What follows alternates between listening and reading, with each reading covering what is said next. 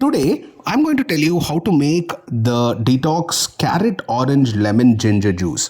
For this, we take a cup of nicely chopped carrots, one or two oranges peeled depending on how tangy you want the juice to be. Follow this up with one small piece of ginger nicely chopped, some mint leaves. Follow this up with half a glass of water. Nicely grind this to a thick paste. Now, after this, we run it through a sieve so that all the hard particles come out and the juice is left behind. After this, we add some salt depending on our taste. Follow this up with some pepper. We squeeze a little bit of lemon juice into this. Then follow this up with 1 full teaspoon of honey.